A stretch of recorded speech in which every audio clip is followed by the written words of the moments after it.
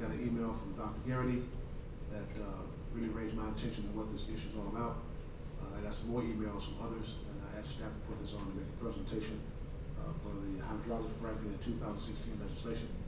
So that's why it's on here. So please, sir, proceed. Good morning, Commissioners. Rick Marotti with the EPC Legal Department. And as Commissioner Miller noted, this is an item that he requested some information on. So before I get into the details of hydraulic fracturing, just a little bit of history on oil exploration and extraction in Florida. Humboldt, now that later became Exxon, struck oil in 1943 in Collier County. And most of the exploration and extraction does occur down in South Florida and the Western Panhandle. Lee, Henry, Collier, and Dade, South, Escambia, Santa Rosa, and the Western Panhandle. Refer to the Sunnyland Trail and the J Field Trail. At one point in the late 70s, we were the 8th largest producing state of oil, but that's dramatically declined since then. Still a lot of active oil and gas wells, but obviously not a large producing state anymore. Now, hydraulic fracturing itself, what is it? Well, it's referred to as fracking, also referred to as well stimulation. It's the idea of increasing the production of hard-to-reach oil and gas by creating preferential pathways or fractures in the rock formations. The first step, and I'm going to get a little process here. The first step is drilling a very deep vertical well. A lot of these are over 1 mile to 2 miles deep, and then turning it horizontally and drilling another 1,000 feet to another mile horizontally. And I'm going to turn to a diagram to give us a little more flavor here.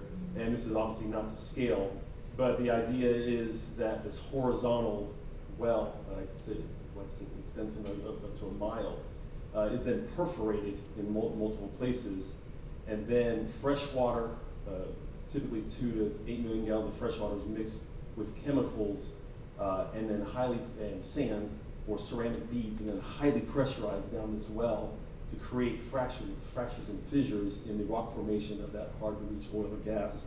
Those fissures extend out anywhere from a few feet to hundreds of feet from the well itself. That pressurized water delivers sand or ceramic beads into the fissures, keeps the fissures open so that oil and gas can travel through the fissures and into the well, and then the oil and gas can be extracted. Now, the water that was pressurized and sent down there flows back to the surface and has to be either treated at a wastewater treatment plant or injected underground for disposal at a different well.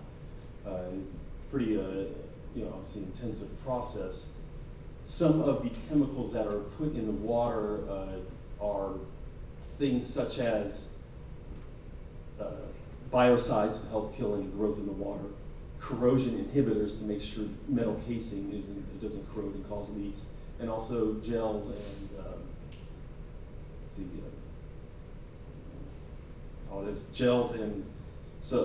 suspension agents that help keep the sand and ceramics suspended in the water so they can be delivered to those fissures. So those are the type of things that are being mixed with the fresh water and then may stay down there or may come back to the surface. So what are some of the concerns, and I'm mainly focusing on water quality concerns. Well, it's a highly intensive use of fresh water. Each fracking event could take anywhere from 1 to 8 million gallons of water, some have even taken 15 million gallons. And to keep that mine productive and the well productive, you may have to have multiple fracking events over many years. So it'll be many times using this amount of fresh water. As I noted, the wastewater there's a byproduct of wastewater. It could get released into the aquifer. It could be spilled in the surface water when it's brought back up. It could enter nearby wells. But most of this is miles down, so there shouldn't be nearby wells. But when you have fissures and other things, or cracks in the casing close to the surface, that's where there's concerns. When oil's brought back up, there can be oil spills localized near the well. Some other concerns, just in Florida, we have a unique geology, and it's different from Kansas, Oklahoma, Pennsylvania, where a lot of the other fracking is occurring, things that haven't been fully explored here. And then another big concern is that a lot of the chemicals used and the processes to do fracking may be deemed trade secrets by the corporations that are doing this. And so there are a lot of unknowns that citizens may not ever be able to find out what is being put underground for the fracking process. So we get to the legislation that Dr. Garrity mentioned that has led to a lot of citizen comment to the commissioners and to other municipalities around the state. House Bills 191 and Senate Bill 318. Fracking does occur in Florida, as noted, but it's not highly regulated. We're not aware of any in Hillsborough County. So bills of the past 3 years, and this will be the fourth year, are trying to regulate fracking to create a more safer structure in place to keep the extraction process controlled and regulated. But some say, well, if you create a fracking process, then you're inviting fracking in Florida. Others say, well, we need it to protect the Florida aquifer. So there's two different camps on whether it's good or not to have fracking bills. The current legislation, sponsored by Rodriguez, Pigman, and Broxton in the House, and Senator Richter in the Senate. This bill is a little different than the last bills we've seen in the past few years because it's a holistic approach of regulating oil extraction and exploration as opposed to just focusing on fracking. So one of the first things that raises concerns to us is the total preemption of local governments from regulating any aspects of oil extraction or exploration, including fracking. There is some grandfathering of pre-2015 land use, so you get direct to where fracking may occur or not occur, but the actual regulation of the chemicals and the processes can be done at the local level. Florida Association of Counties, many cities and other counties have come out against this concept, obviously, and we're always concerned with preemption in bills. The bill also creates a permitting program, as I noted, for fracking, because right now the DEP allows it, but there's not a detailed permit. There is no permitting process. The bill also requires higher insurance and bonds, which is a good thing for all types of oil exploration and extraction. Requires a specific study to be done about fracking in Florida. In fact, a lot of fracking in limestone requires acid, so there's a lot of things that need to be studied to determine if it is even really a safe thing to be doing in Florida. That study will be due mid-2017, been done by the DEP, and it's out there allocating $1 million in this bill for that study. The bill also, as I noted before, reaffirms that the chemicals and the processes used, if deemed proprietary by that company, could not be released by the DEP on any public websites. So that's another area of concern, but trade secret law is already in place to protect the companies, but this just kind of reaffirms that that would be something that would be occurring. So in conclusion, commissioners, we don't know if oil or gas extraction, fracking or exploration in Hillsborough County. So the past few years, we really haven't been aggressive in opposing any of the bills or supporting any of the bills that have been pro or against fracking. We've just been monitoring them, and now is our intent to continue to monitor this bill. But as I noted, as Dr. Garrity noted, a lot of counties and cities are coming out against the current legislation. I'm glad to take any questions. Thank you. I'm not asking for us to take any action on that today. I simply wanted to have this presentation to let us know exactly, and those in the audience at home, what fracking really is. There's no fracking in Hillsborough County at this time. We don't participate, but there is a bill going through the legislature. And I think that I believe that our body needs to pay very, very close attention to this bill and what the fracking issue is. Is there any other questions and comments on this? Okay, thank you very much, sir. Starting. Thank you, Commissioner Miller. I just have a few items before our presentation to Pete Owens, who's been a long-term employee of ours for 38 years. The first thing, sadly, Dr. Emery retired, but he is extremely happy in his vacation home in Tennessee. We had a wonderful gathering and a lot of funny stories. Dr. Garrity came, and I think Commissioner White's aides came as well. I don't want to say it was kind of a roast, but it was really a fun time. He will be joining us back in the May and June timeframe because he's a co-author of our EPA grant, and so he will be in front of us again with that. The next item I'd like to take up is we have a new wetland director. We had 23 applicants. We interviewed 8, and we are extremely excited and fortunate to have Kelly Bishop, who came to us from the FDEP, worked with Mary Yergin. Now y'all are familiar with Mary Yergin was a candidate. She has an extensive private sector background. She has hit the ground running, and we're going to bring her to each and every one of you personally in 2016 to have a conversation. And she knows a lot about going paperless and saved a lot of money for the Department of Environmental Protection going paperless. But I'd like to introduce her and let her just say a couple, 2, 3 sentences. Kelly, would you come on up? Good morning. Good morning. Thank you very much. It's exciting to be here. encouraged by the positive support and attention that you give to the environmental concerns within the county, so I just want to say thank you. Thank you and welcome. Thank you. We look forward to working with you. Start. The other thing, which has already been mentioned, was we have gone through our very first ever pay for performance, which was originally initiated by Dr. Garrity, and it went very well, went seamlessly. We are going through our Sterling GSA audit, and it's very extensive. We are meeting with auditors and talking to them weekly, and they will come to us in March for a 1 week long audit at our agency. I want to thank everyone at the EPC and especially all the people who participated on the GSA team. But I'd like to give a special shout out to 3 people. One is Jerry Campbell. He has worked tirelessly. He has worked weekends. He doesn't know that I know this, but I do know this. And we would not be where we're at today with our application. I'm so proud of his performance. The other is Leslie Campbell, who is my direct assistant, an amazing writer, great editor, and that was very important in getting our application filed. And the third is Dr. Garrity, who's in the audience. Dr. Garrity spent 4 years implementing action plans and metrics. He is a co-author and he is part of our team, and he will be with us in March. So I just wanted to let you know that. The other thing is I have a couple quick slides. Commissioner Chris, I wanted to give a quick update on our Lake Crenshaw water monitoring, and then we'll jump right into honoring Pete Owens for his wonderful service.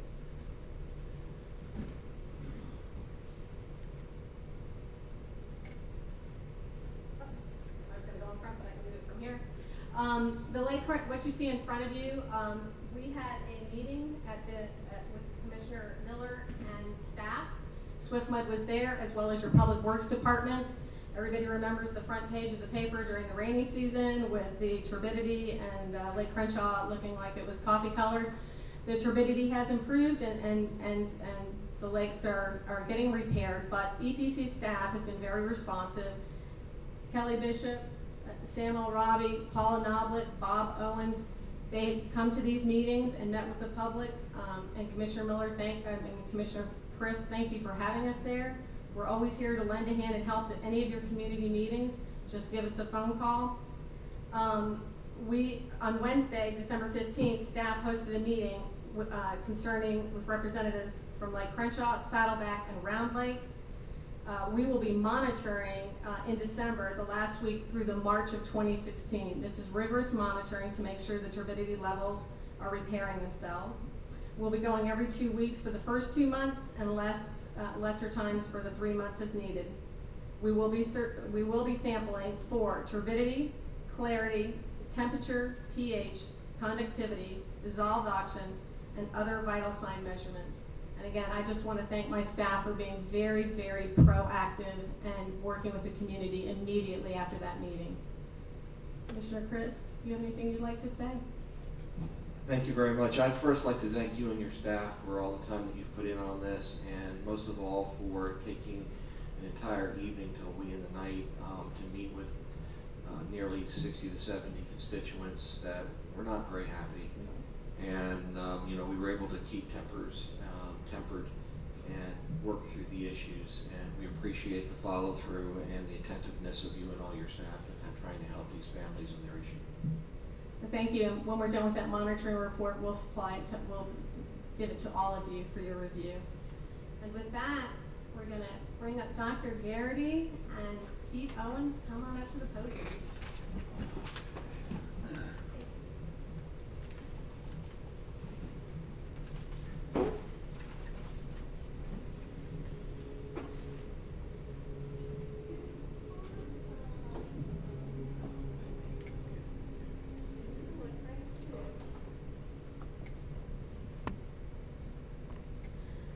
Commissioners, I'm so proud to be here. I have worked with Pete Owens for the last 6 months, and I've known him much longer. He started with the Hillsborough County in, I want to say 1997, and then when did you start with EPC, 2003? Well, I started with the county in In 77. in the museum department of town policy. Come on up and tell them. Okay. You know. I started with the county as a young lad of 22, before Mosey was built, and worked for the museum as a biologist. We founded Mosey and built the facilities that you see. Hopefully it gets better.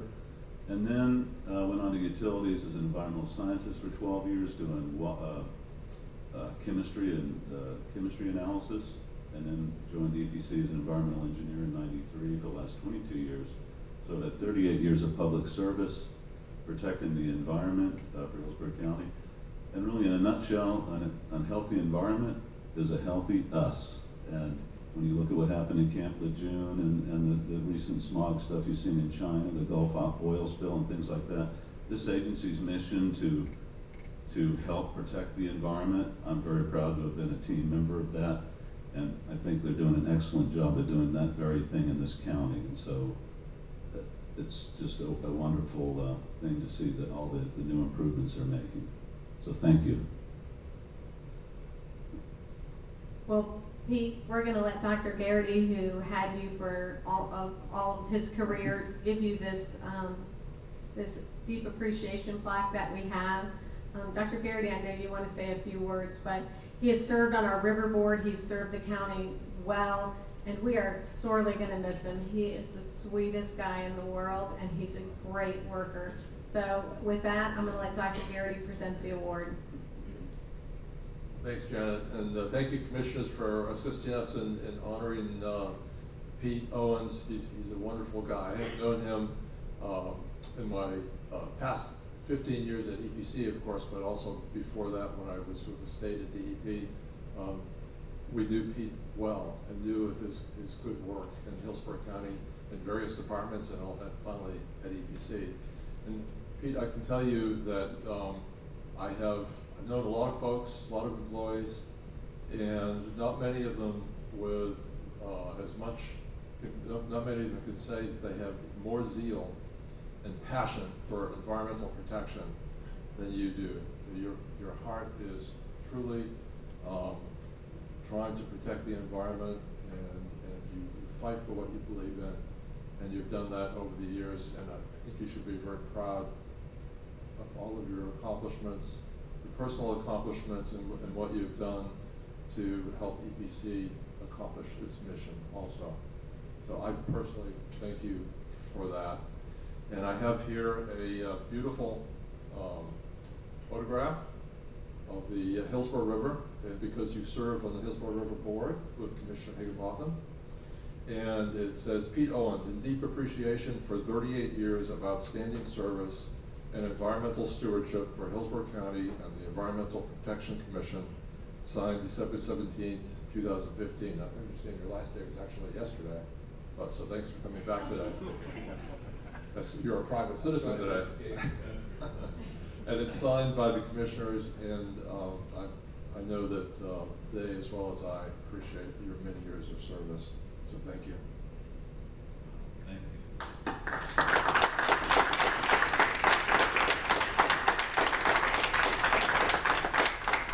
Commissioners, could you get a quick picture of you before our adjournment? Thank you.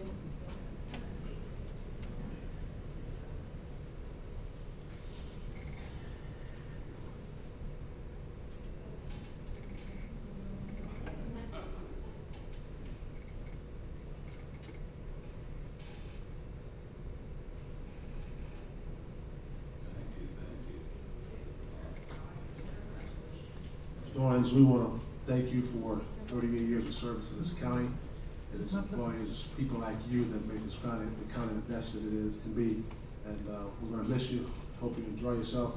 I don't know if you're going to go to Ireland like Dr. Garrity did, but take some time off, have a good time. But we appreciate all of the work that you gave us for those 38 years. Be blessed. Thank you. It's been wonderful. Everything's been so challenging. You know, I was with the water team, working on the desal plant, reservoirs, everything in this county. This county is just constantly improving its health. So this agency and you all just keep up the good work. Very good. Thank you, sir. Thank you. Jen, you ready? Do I push it? This one? Happy holidays. Thank you guys so much. Appreciate it. Okay. I didn't get a chance to say this to the commissioners yesterday.